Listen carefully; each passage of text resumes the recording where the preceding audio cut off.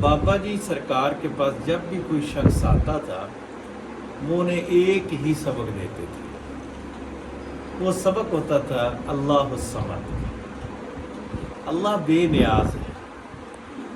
ये वजीफ़ा ऐसा वजीफ़ा है जो इंसान की तकदीर को भी बदल देता है, इंसान के घर में रिज़्क़ लाता है। हर शख्स परेशान है और जिस परेशानी से गुजर रहा है वो परेशानी का हल भी अल्लाह समद के अंदर छुपा हुआ है। जब बंदा ये कहता है कि अल्लाह बेनियाज है तो ये छोटी बात नहीं है, ये बहुत बड़ी बात कह देता है।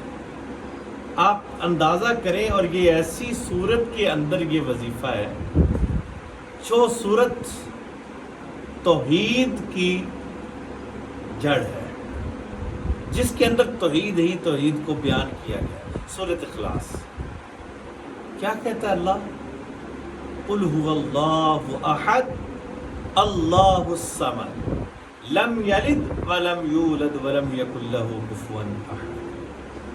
अब ये पढ़ने का तरीका अगर किसी शख्स को भी आ गया वो बंदा राज उसके सामने खुल, इसमें आज़म है बंदे के सामने खुल जाते हैं सारे राज, क्या करना क्या है और पढ़ना क्या है।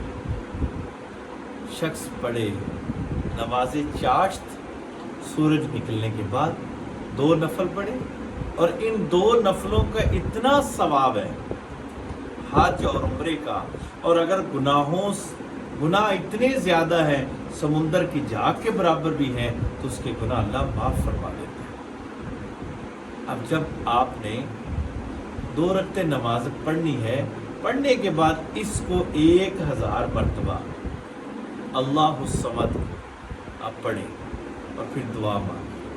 अल्लाह आपकी तमाम हाजात को पूरा फरमा देगा, आपकी टेंशन नहीं, आपकी परेशानियां ख़त्म हो जाएंगी। अल्लाह समद, इसको आज ही शुरू करें। अगर अमल की इजाज़त चाहिए तो कमेंट्स में सुभान अल्लाह ज़रूर लिखें।